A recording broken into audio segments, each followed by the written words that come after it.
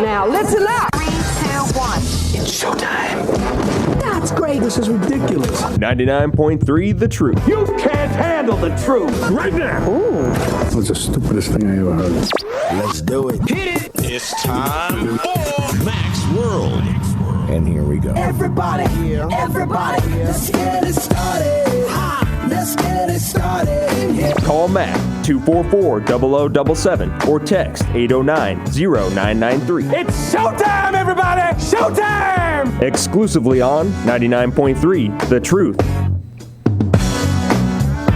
6 minutes after 4 o'clock, 4:06 on the 31st day of May in the Lord's year 2016. I'm J. Michael McCoy. Now, if you're just joining us today, you're going to find that we're discussing this question. How does God reveal himself to you? I made the comment that to me it happens in wind and trees. I know that sounds lame, but it just does. It's just like I just know. Somehow I know, you know, I used to watch trees, and trees are alive. I'm not a tree hugger, but trees are alive. And we should not, I'm going to sound like I'm crazy when I say this, but I talk to trees. Who says they can't understand? Jeb's looking at me. Jeb's looking at me like, Producer, oh my God, in hell, this guy in hell. Did the producer just want to quit? Was that too weird, Jeb? Did that just cross a goofy line? Yeah, I don't know. Maybe. I don't know. The tree whisperer. Yeah, whatever. Mac, you know, the Bible says that the rocks and the trees, in fact, do cry out, and they long for the full revelation of the bride of Christ. Well, they clap their hands. If you heard Raleigh's call in last hour, that is the quintessential answer to that question. Raleigh gets in his truck, turns on the ignition, the radio is on there, and he hears us saying, how does God reveal himself to you? So he calls up. The thing that I said after because we literally ran out of time. We were up against a hard break with Salem News. We literally, I pulled my earbuds out and I went, that's God revealing himself to you. That was one of the best examples of God revealing himself. Anyway, Raleigh, you're probably going to hear your voice on the radio. That may become a Mac's World promo. Frank? I wasn't ready to jump in. Service Legends Truth text line? Yes. God revealed himself to me in the laughter of my children. Ooh, I like that. 809-0993, that's the text line. 515-244-0077, that's the phone line. All right, so since we're just sitting here, I've been. Do you know who John Eldridge is? I do. Does the Wild at Heart? His heart is wild. Yeah. And so I've been listening to some of his tapes and reading some of his books. And do you know? Did I tell? Maybe I brought this up. No, I don't think I did. You know what every man asks himself? Every man he asks himself one question. This is the question that goes over and over and over and over and over. Do you know what it is? Am I good enough? That's really good. Close. Yeah. Do I have what it takes? Do I have what it takes? Yeah, that's better. Do question. I have what it takes? Yep. And you know who the first guy that answered that question was? Who? It was Adam. That asked the question? To himself. Okay. How did he do that? Because Eve grabs the fruit, and she bites into it, and then she hands it to him. And he had to ask himself, do I have what it takes to be loyal to God and to follow him? Or should I take a bite out of this apple? And he was the first guy to say, nope, I don't have what it takes. And in that moment, he chose the accuser over God. That's interesting. That's really fascinating when you think about one of the things I learned hanging out with you a lot, Mac, and that is this whole idea of identity.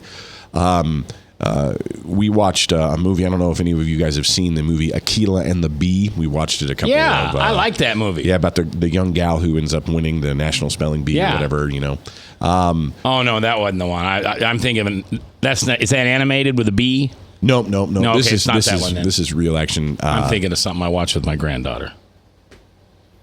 Lawrence Fishburne is in it, and Lawrence Fishburne is her coach, her spelling coach, and she has this great quote on the wall. He has this great quote on the wall, and I won't get it right, but basically the point of the quote is our greatest fear is not failure or that we won't be great, but our greatest fear is that we'll be more amazing than we could ever imagine, that we will actually in fact shine like bright stars, and that we might in fact change the world around us. That's our greatest fear. It gives me goosebumps. I heard her read that out loud, and I thought that is exactly right, because the enemy's greatest trick is to make you afraid of failing. But God said, no, I created you to have dominion, to care for, to love, to create, to do all these amazing things. You, in fact, could very much change the world, but yet that's the thing that we're afraid to do that. Yeah.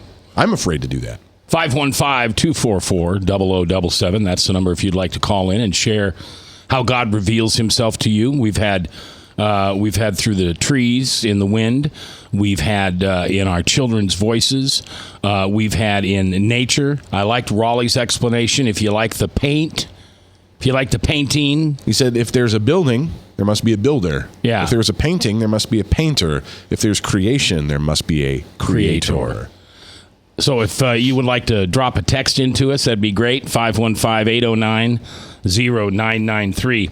Here's something else I picked up from John Eldredge that I thought was pretty good.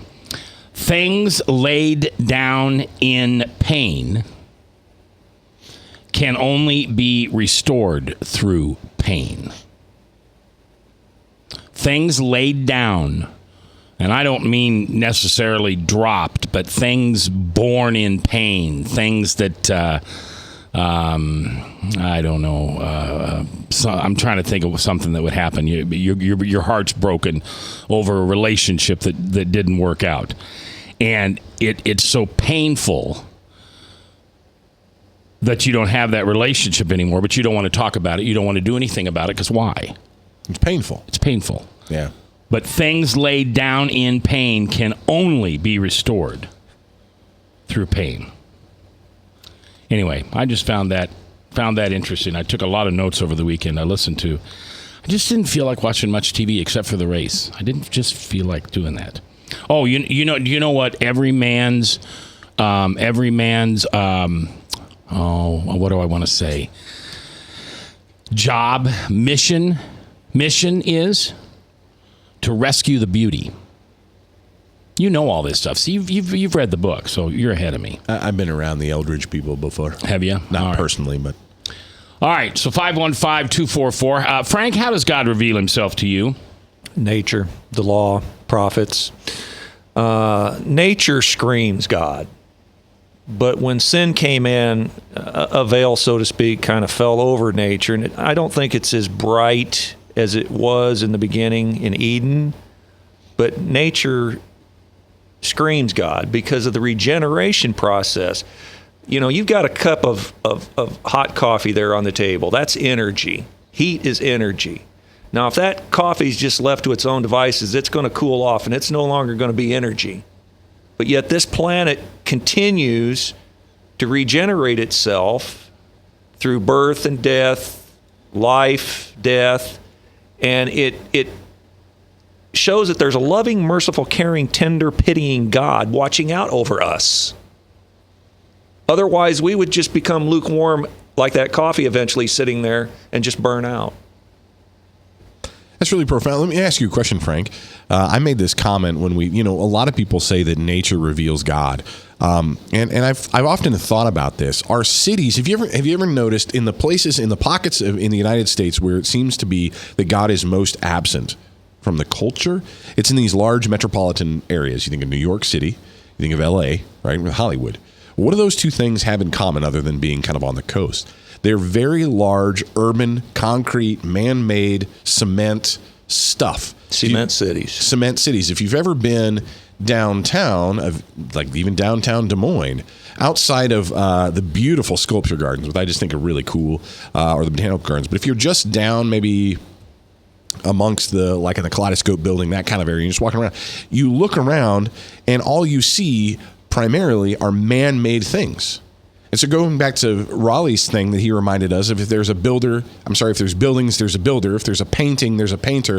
If there's creation, there's a creator. Here's the challenge. Within the cities, we can say, look, there's a building and there must be a builder, but who's the builder? The builder is man. When we see a painting, we know there must be a painter, but who is that painter? That painter is a man, right? And so in our large urban areas, I think we lose God in the city because we can no longer experience his creation as much as we would out in the rural areas. What do you think about that? Did the Mona Lisa exist in Da Vinci's paintbrush? Or did the Mona Lisa exist in Da Vinci's mind? Before he put it onto the canvas. I mean, even in structure, even in architecture, you can view God and you can see God because God's the author of all knowledge. Right, but see, I don't disagree with you there. I think Christians can do that. I think Christians can see a building and praise God for a building. But does the world around us? Romans 1 as a really great example. In Romans 1 we read, "For although they knew God, they did not honor him as a God or give thanks to him, but they became futile in their minds, making their hearts foolish and darkened." And here's the verse, I'm sorry. Verse 19, "For what can be known about God is plain to them because God has shown it to them. For his invisible attributes, namely his eternal power and divine nature, have been clearly perceived ever since the creation of the world in the things that have been made." How does God reveal himself to you? We've got a text. We want you on the phone and share it with us. 515-244-0077. Live here in Mac's World on The Truth.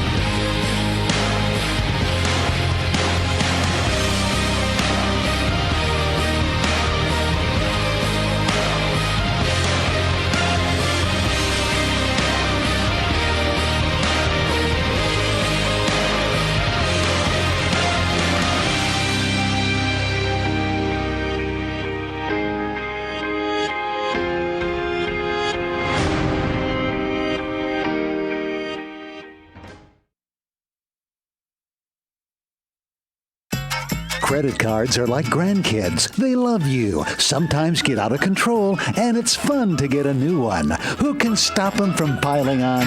Hi, I'm Tom Coates with Consumer Credit of Des Moines. At the end of the day, you can return the grandkids, but you're stuck paying off bad credit card debt. We'll help you put the fun back into using credit cards responsibly. Right, kids? Yeah! If you need help getting credit cards off your back, call Consumer Credit of Des Moines. Hi, my name is David Burrier, your Hope Coach. I host a live weekly talk show called I've Been There every Thursday afternoon at 5:30, right here on webcast1live.com, and on my weekly radio program Saturday mornings at 10 on Truth Network 99.3 FM. I interview common everyday people who have survived incredible life challenges and who testify to God's faithfulness in the midst of their storms. So join me as we bring a message of hope and encouragement. Everybody needs hope. I know, because I've been there. Hey everybody, I brought Northern Lights Pizza, and it's got Graziano sausage.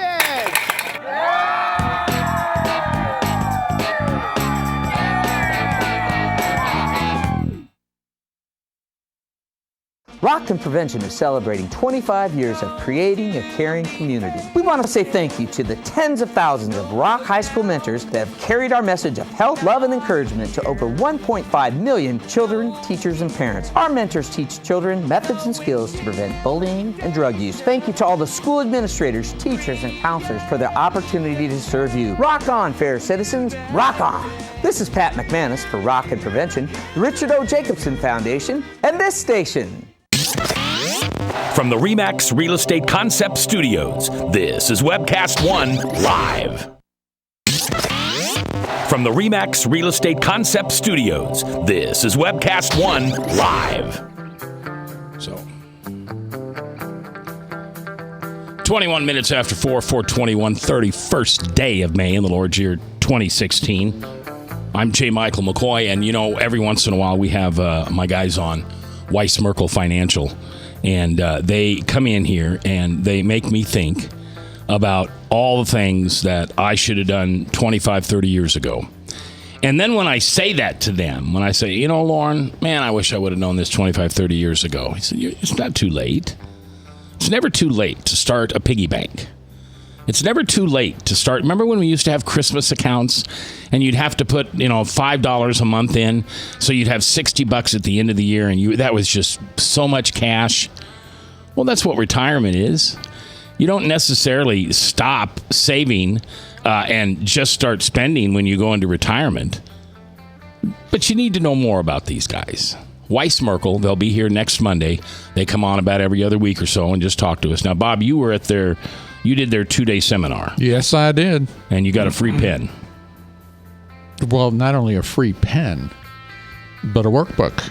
Yeah. That has a lot of information in it. You said you specifically wanted to go and talk about Social Security. That was in the first session. All right, so they answered those questions for you? Oh, yeah. They know about Social Security. They know about how you can, build on your retirement. Yeah. Timing as to how you should take your Social Security. There's so many different things about Social Security that I didn't know. Well, and I still don't, but they know. If you'd like to go to one of their seminars, they're $50 for a couple, for two people, not necessarily a couple. Like Frank and Bob could go together. And then that is over a 2-night period, 2 Thursdays coming up here in June. If you'd like to go, I'm more than happy to get you tickets. You'll just learn a lot. It won't cost you anything. And you'll help yourself, maybe help a neighbor, maybe help your kids. Maybe you go to your kids and say, look, this is what Dad didn't do so very well back then, but you still have time.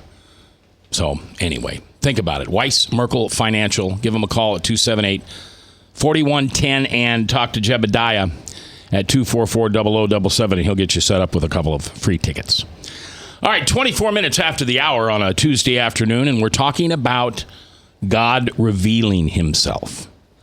If you have one of my 6-page business cards, and if you don't, send me your address, and I'll send you one.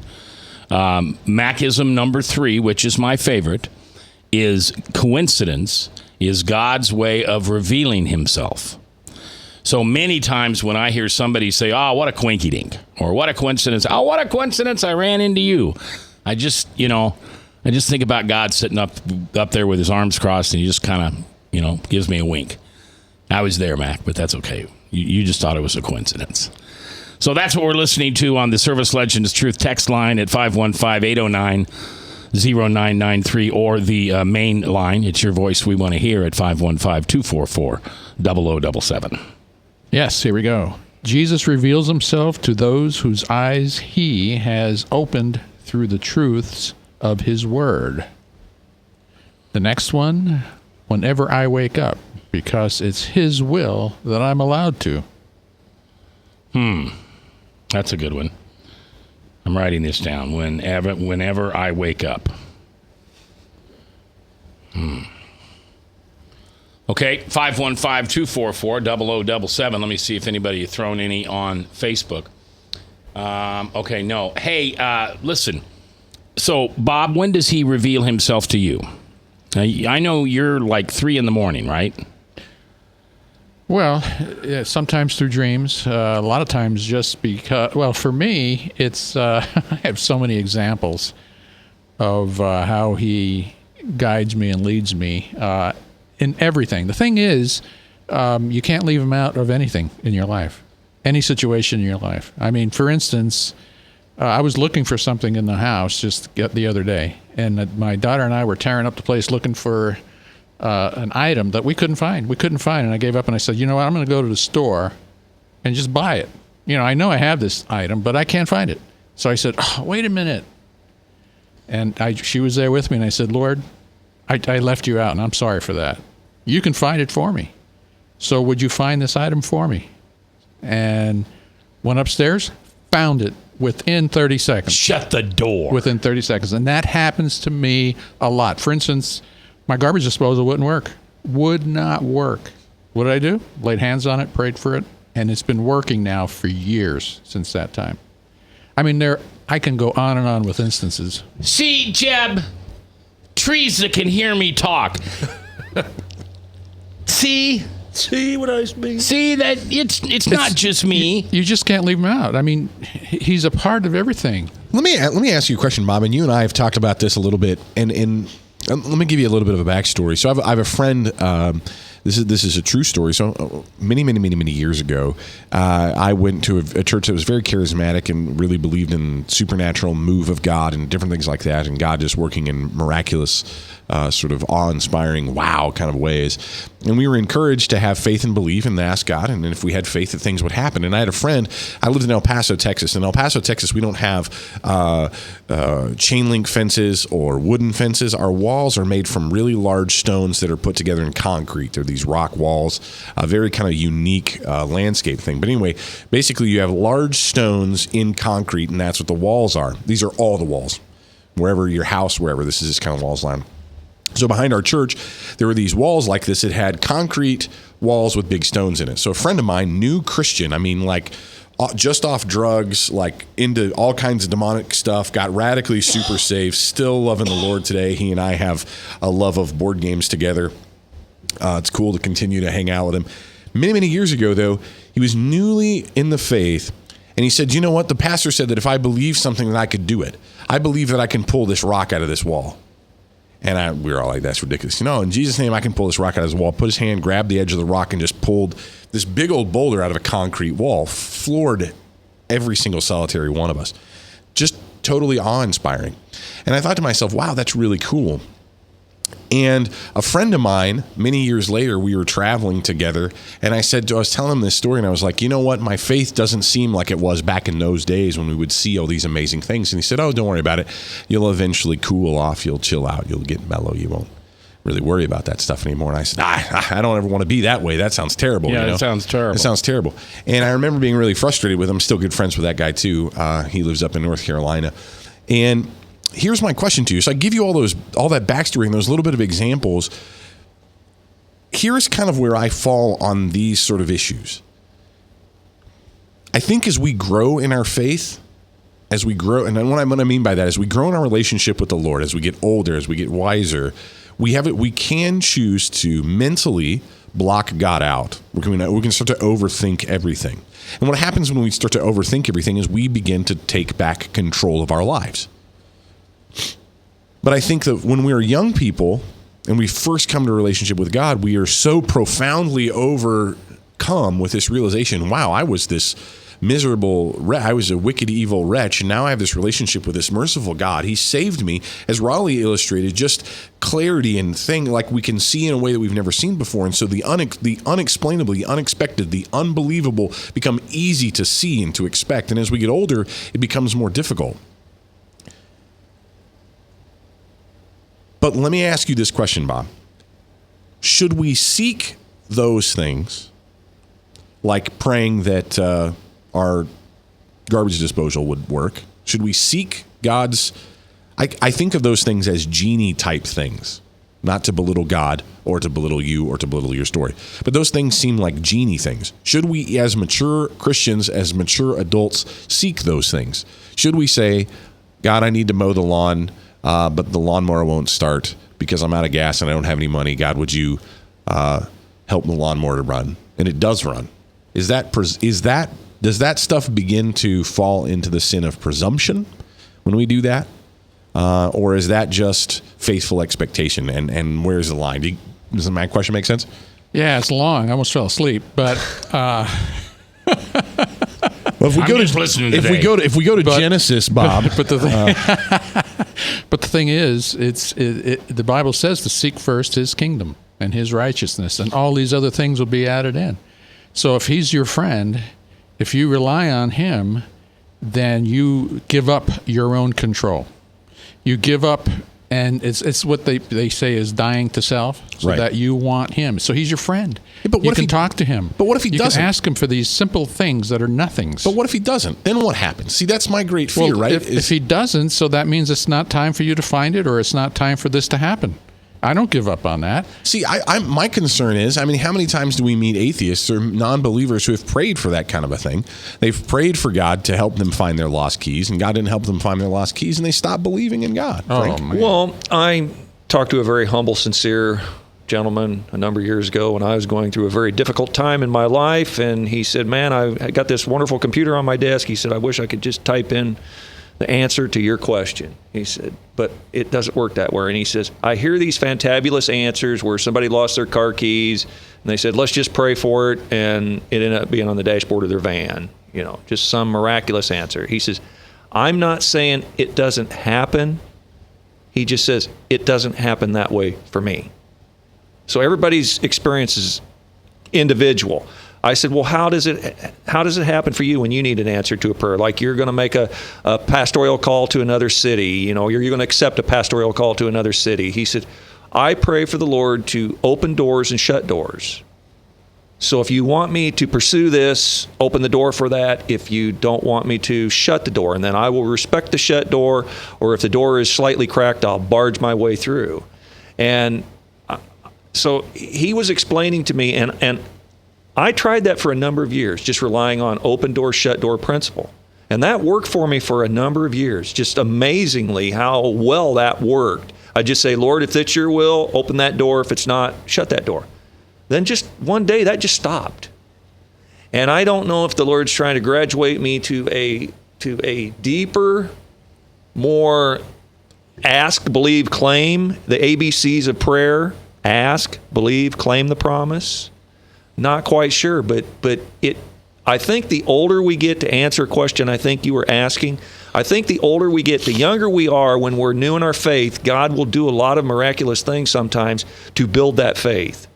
But the older we get and the more mature we get in our faith, I think those things come less and less. But Bob's really old. Yeah, I'm old. And he's been a Christian a really long time. Because I totally agree with you, Frank. That's the point. Is I think I agree with you. But Bob is like sitting over here behind his little computer is like the screaming, yelling example of that's not the case for Bob. Bob, you've been doing this for a long time. You've been a faithful believer for a really long time. You've been following the Lord for a long time, and you pray for your lost keys and you find them. Yeah, so it's just a matter of believing that He's going to answer the prayer. But yeah, I guess anyway. It's one of those things that I think it's circumstantial. It's kind of just up to the individual, because sometimes I pray but you know what? I will confess, this weekend, you're a perfect example. This weekend, I could not find my baseball hat and my sunglasses. Don't like going outside with either one of those things because, the paparazzi, they like to chase me around. And so I had to have my baseball hat and my sunglasses, and I got bent out of shape. Bent out of shape. Because I could not find my hat and my sunglasses. And not once, Bob, did I ever ask the Lord for help. And I think that's really funny. And that I could have. Why didn't I? Right. It's pretty simple. Go ahead, Mac. Hey, welcome to the radio, Mac. Go ahead, Mac. 515-244-0077. That's the number you can call. It's your voice we'd like to hear. And, of course, you can get in on the Service Legends Truth text line at 515-809-0993. Do we have any text sitting right there to read? Nope, not right now. All right. How does God reveal Himself to you? How did God tell you that the person that you are married to, was the right one? How did He reveal that to you? Is that something that's a part of your relationship with Him? We'll talk about it live when we come back. Northern Lights Pizza's amazing garlic butter makes amazing breadsticks. Now available in 12-ounce bottles at Northern Lights, Hy-Vee, and Graziano's. Northern Lights Pizza. I'm Brian Leach, owner of Service Legends, and my position is Chief Talent Officer. I'm Nicholas Wonderscheid. I am Bernie Homs, And I'm the service manager. Marketing Director and Client Relations Manager. Everything that we do is about ensuring that we exceed your expectations. Our clients are important to us. 100% satisfaction. We're not just focused on heating and cooling. That's the easiest part of our job, actually, is fixing furnaces and air conditioners. Everyone that we come in touch with, we want to improve lives. Bottom line is, we've got our installation guarantees, 25% energy savings guarantee, comfort guarantee, temperature selection guarantee, property protection guarantee. 100% satisfaction guaranteed. Fixed rate or it's free. All of those guarantees are backed up with a 100% money back guarantee to hold ourselves accountable to making sure that you get what you're after. Just fixing the problem today. If they have another problem 5 days down the road, it's still fixed rate or it's free. We use what's called straightforward pricing. Our technicians are going to give you an exact to-the-penny price on what it's going to take before they move forward with any repair. That way you know what to expect. It's the same price every day. No surprises. If you get off work at 5 o'clock in the afternoon, you come home, you realize that, oh, my furnace is broken. Now you need to call somebody out that night. You shouldn't have to pay more for that. We're guaranteeing service 24/7. We run afternoons, evenings, nights, weekends. We're staffed to work that. Phone rings at 3 in the morning. You'll get one of our representatives answering the phone every time. We're not sending you out to Timbuktu in some call center. It's our Service Legend team members, our mission control team. I'll take a call anytime. And then they answer the phones the same way during the day as they do at night. It's a great day at your service company. How can we make you smile? That's the only way to provide true 24-hour service. When you're able to let somebody actually live in their home safely when they weren't able to do that before, where they don't have to stay up at night and worry about, is the heat going to come back on? Are we going to freeze the pipes? Is the baby in the room next door going to be sick because they got too cold? When you're able to help somebody overcome challenges like that, that's impacting a life. That makes a difference. I get goosebumps thinking about it. I love the team. I love the people that I work with. We have fun, but we work hard. I call them my ambassadors of legendary service. If you could just envision what that is, that's who we're sending to your home. They literally will call in, pick up the phone and call and say, hey, I want to talk to your manager. And I get on the phone, they're like, that technician that was at my house was the greatest technician ever. That's cool to me. We want to brighten people's days. Every person that we have going into the house has gone through an extensive background check. Drug testing, we have a very thorough interview process that 1 out of 140 people make it through. If we promise you something, that's what you're going to get, no matter what. We're here when you need us to protect the safety and comfort of your family. If you're not happy, we're going to make it right. If we're willing to put 100% money back guarantee on what we do, what type of work do you think we do? Give us a call. We're there for you 24/7, 365 days a year. Enough said. From the RE/MAX Real Estate Concept Studios, this is Webcast One Live. 4:28, 22 minutes before the top of the hour. Salem Radio Network News, and then Hank, the Bible Answer Man. 1-888-ASK-HANK. That's what you can do in the 5 o'clock hour. Or you could begin to pray that God reveal himself to you. You ever do that? You ever just say, God, reveal yourself to me today. Surprise me. Show me how, because it's not about prove to me you can do it, because that's the most ridiculous. Well, God, I don't know if you can do this or not, but I just want you to reveal yourself to me today. That's the stupidest prayer. I think, Mac, to answer your question, I think I struggle with the sin of presumption. As Frank talked about, I think, in the first hour, which is this idea of when we pray and we ask God for stuff, we do it in this, you have to because you're God, or something like that. There's this kind of, when I think of times I've asked God to reveal himself to me, it's been so because you need to, you don't understand. If you don't do it, I'm walking away from this thing. I'm dropping that's it. I'm out. And as this kind of threat stuff. And I think God just, no, sir. You know what I mean? Like yeah. We are a stubborn, stiff-necked, fist-shaking people. And he is long-suffering and kind and good, but he is not a chump, and he doesn't put up with that stuff. You know what I mean? But I think I struggle with presumption a lot. I don't pray in faith. I pray in you better. And then if he doesn't, I'm like, see how you are? Well, presumption and faith both claim the promises, but presumption don't claim the conditions. Only faith claims the conditions. What's a condition?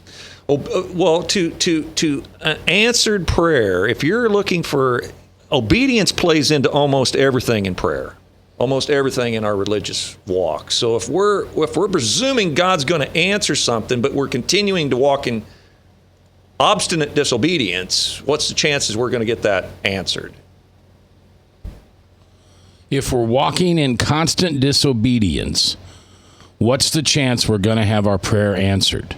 For example, if you're dying of lung cancer, okay, and you won't quit smoking, but you're asking God to heal you of your lung cancer so you can live another 15 years, but you continue to smoke, are you going to get that healing? Is God going to heal you just to have you continue thumbing him in the eye for the next 15 years? Yeah, that's the kind of example, I think, of the sin of presumption, in a sense, Yeah. or not the sin. I don't know the sin of presumption, but the act of presumption, presuming upon God to supernaturally act when we simply refuse to do it ourselves.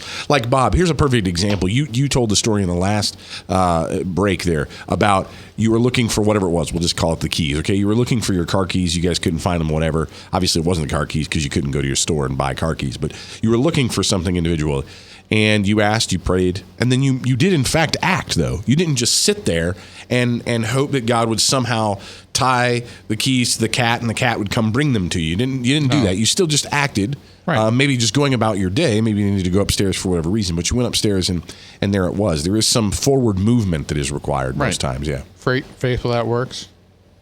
There you go. Faith without works is dead. The Apostle James said, show me your works. Show me your faith without your works, and I will show you my faith by my works. Book of James. Yeah, he had that all wrong, didn't he? No, he had that all right, as a matter of fact. It was Martin Luther who was confused. You see, it was Martin Luther who thought that of all the 66 books of the Bible, we should remove the book of James, because Martin Luther had a very confused, very limited, very in the context, in the moment of the Reformation, coming up on 500 years ago, by the way, that works and law are antithetical. In other words, that doing things was the antithesis, the opposite of faith, that faith was the lack of doing things, and that doing things is bad, believing is good. Luther had oversimplified that down and had a little bit of a too simplified view of that. And so when he read the book of James, where James says, show me your faith without your works, and I'll show you my faith by my works, because a man is justified by his works. When he said that, James said a man is justified by his works. That's a complete contradiction to what Paul said. Paul said you're justified by faith. James says you're justified by works. Which one is it? And Luther missed the point of James. He misunderstood James. He misinterpreted the book of James, because James was simply saying that you say you have faith, but yet you do nothing. That's presumption. Mm-hmm. But yet when we do that, which God has called us to do, we act out our faith, and we can actually demonstrate our faith by doing. Well, the Hall of Fame of the people who have great faith in the book of Hebrews, from Abel, who sacrificed, Noah, who built, Abraham, who moved, Sarah, who conceived. There's a list of the great men and women of faith. Every act of faith was followed by an action.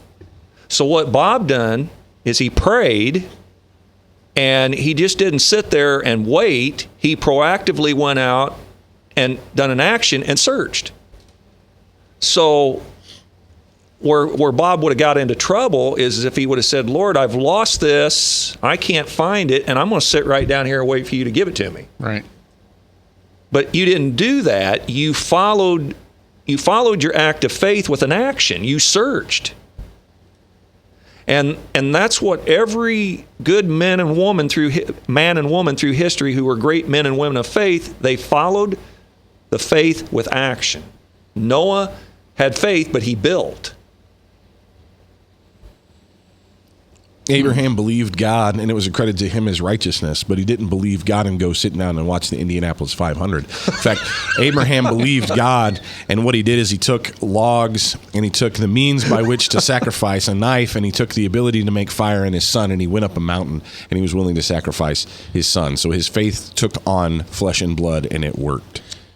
You know, funny you should bring that up, because I just read that yesterday. The story of Abraham? Yeah. You know, it's a really powerful story. I think one that a lot of non-believers find very confusing, that God would request that Abraham, who had been given this great son in Isaac, that God would ask him to kill his very own son. It seems very, very wrong. Genesis 22, 1 through 18. That's right. Let me ask you and Chris and Bob a question. You apply to 10 medicals. What am I, chop liver? Well, you too. But these guys have the debate. Chris is kind of coming at it from one angle. Bob's coming at it from the other. Let's say you apply to medical school. Bob's right. Chris is wrong. You apply to medical school, and 10 medical schools accept you. Oh, yeah. Does God want you in medical school? No, he doesn't. Okay. You apply to 10 medical schools, and 10 medical schools reject you. Does that mean God doesn't want you in medical school? So how do you determine... Right. Max, to me, jump into, but how do you determine God's will in that situation? I think that is the absolute greatest question ever, because to me that's the I don't have an answer to the open door, shut door thing. Because if God has called you to do something, God has called you to do something. Right, but the other thing you have to consider is even if you said, okay, I'm going to go to this medical school, and you go there, it may not be that you complete it and that you go through. But he wanted you to go there for some reason other than what you were thinking. Right. I can give total glory to God in this. A lot of people don't know this about me, but those who know me well know that I was involved in. Okay, I'm just scared when you start to say you're going to tell something about yourself personally. He was going to stay in Dallas. I have this, but he made a move to Des Moines. I have a cyst on my right foot. No, I was in seminary. Yeah. I enrolled in seminary. I really was just without, you want to talk about open doors. God opened lots and lots and lots and lots of doors and confirmed the open door by lots of people. And it was very clear that God wanted me in seminary. And I was really excited. And it was very clear that God wanted me to stop, which is really bizarre. Yeah. And I never finished the program, so I am not eligible to be an ordained minister, and I don't want to be. But that's because God has. You talk about how God revealed himself to me. He revealed himself to me in that way of calling me, leading down me this path. But he did it, and I will tell you this, he did it in conjunction with my disobedience. In fact, it was my idea to go to seminary. It was never God's idea for me to go to seminary. It was my idea to go to seminary. God said, okay, that's what you want to do? Let's go. And what he did with that is he walked with me and taught me things and showed me things and revealed himself to me as I, in my stubborn obedience, kept going. He didn't leave me alone there. He walked right beside me. And once again, he said, Roloff, I've had enough. He said, okay, have you done now? You're done. Let's go. Let's do this thing. Yep.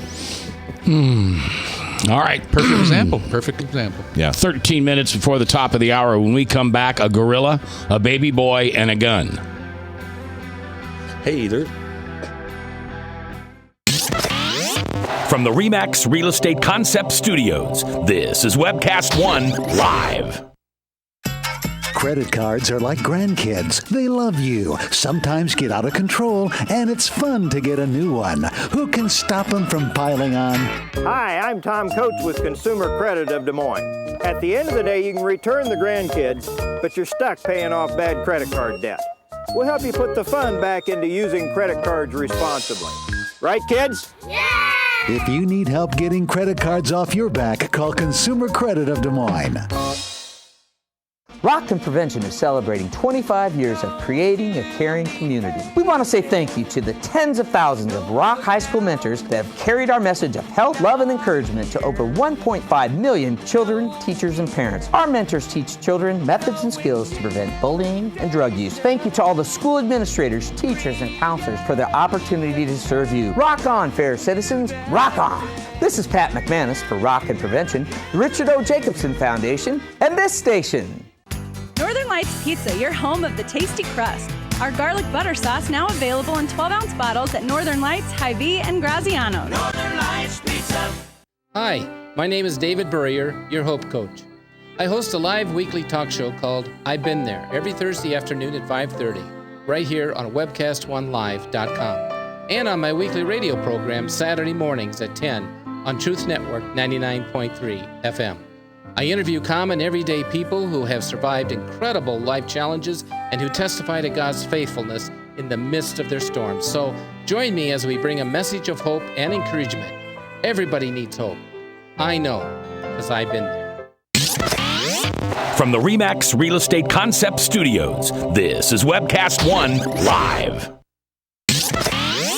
From the RE/MAX Real Estate Concept Studios, this is Webcast One Live.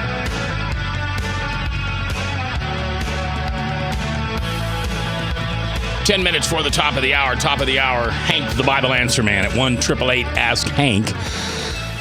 31 minutes. No, 31st day of May. All right, so we had Steve Deace on last week, and it's always fun to have Steve on. I enjoy reading his posts and things like that. But you heard about this gorilla, didn't you?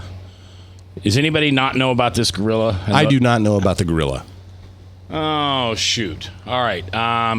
Does anybody know the story of the gorilla that can tell me? Yes. Okay, Bob. Where was it at? Cincinnati Zoo. Okay, Cincinnati Zoo. A very, very, very large gorilla. 400 pounds. 400.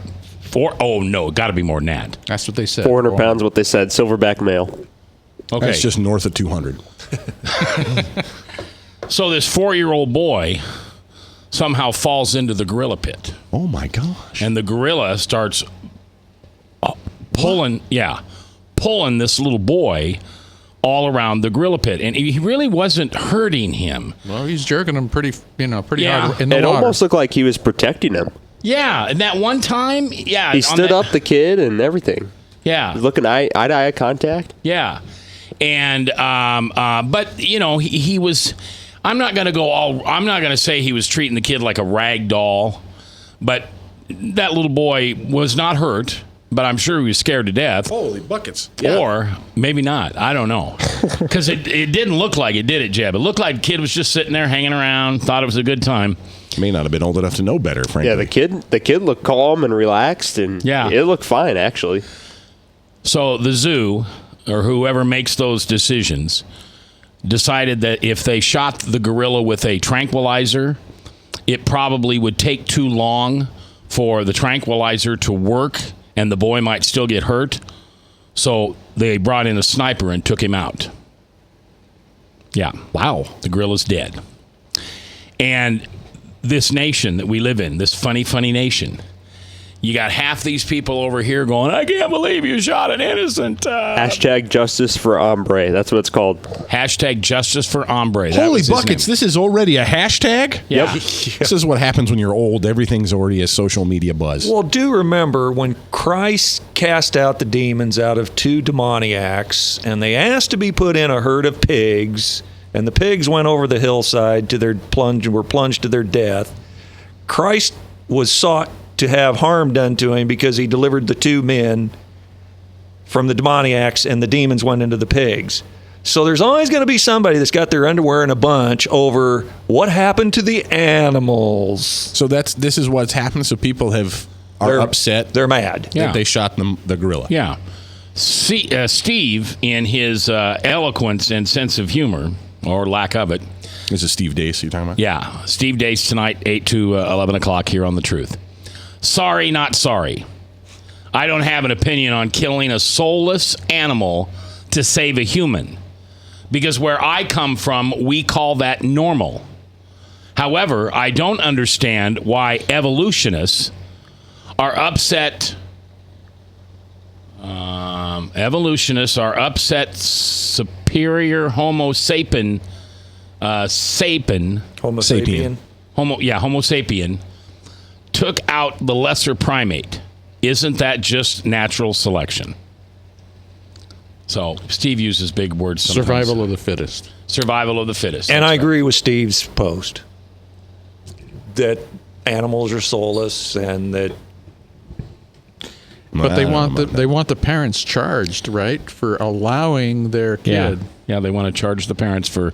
They want to neglect. Neglect. Yeah. Yeah. Well, there might be some reason for that. Well, I mean, how do you get your kid into the? But come on, man! You said this kid was 4? Yeah. Watch your kid. You're at a zoo. Okay, I get the watching the kid part, but we're talking about a zoo here. Don't they have a fence that can stop a 4-year-old from getting into a gorilla exhibit? Thank you, Jeb. What about that? But still, in all seriousness, though, you should be watching your kid, right? I think there was even some thought that it was a nefarious plot that the parents somehow managed to get the kid in there on purpose. Yeah. That's what. So this is what this is. No, you got it. You got it, Frank. What it is these two people, it's a married couple. They're from Oregon, and they really, really are sick of all these, animal rights people. And so they go, so you know what we're going to do is we're going to get this silverback gorilla killed. What we're going to do is we have this 4-year-old child. We're going to throw them in with the gorilla. Then they're going to have to kill the gorilla. This is genius. You're exactly right, Frank. But I'm telling you, that's what some of this stuff's coming out on the internet. This is madness. It was the parents' fault.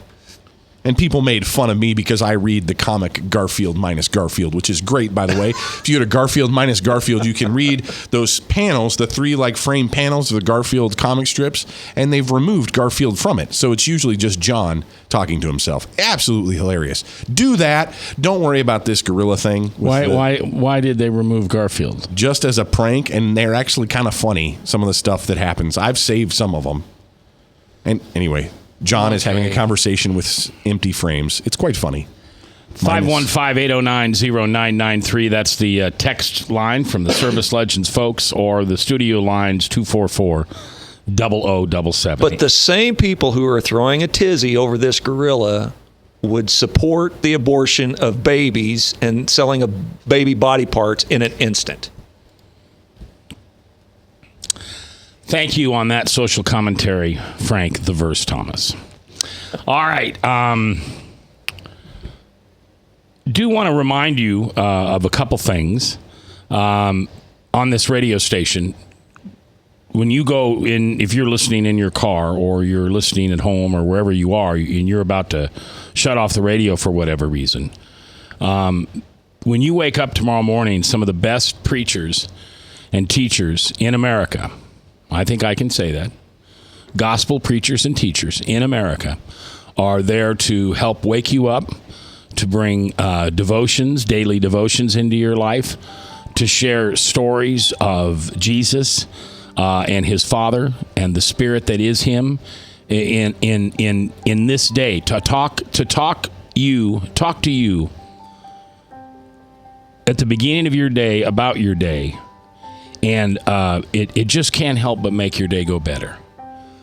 I'm a country music fan. I love contemporary Christian music, and I always wanted to listen to music in the morning. And now I find that if I don't get my Alistair Big Fix or the Moody Guy, I really like him. Yeah, Erwin Lutzer, you get up real early, like in the 5 o'clock hour, and listen to Erwin. Yeah, and R.C. Sproul and those guys. Yeah. Ravi Zachariah. I mean, I have got to be fully awake and listen to that guy. But we're really lucky, Des Moines, Central Iowa. We're really lucky that the Lord has blessed us with a radio station like this. Such a good signal, such good people. So maybe every morning when you turn on the radio and you hear something you needed to hear, maybe that's God revealing himself to you that day. It could be that simple. So start looking around. I'm going to challenge you a little bit. Start looking around and see how simply God is revealing himself to you. Because yes, he is the powerful one. He could move mountains if that's what it took. But my guess is he's going to just do some whispering. And he'll tell you that he loves you all day. God is good all day. See you tomorrow.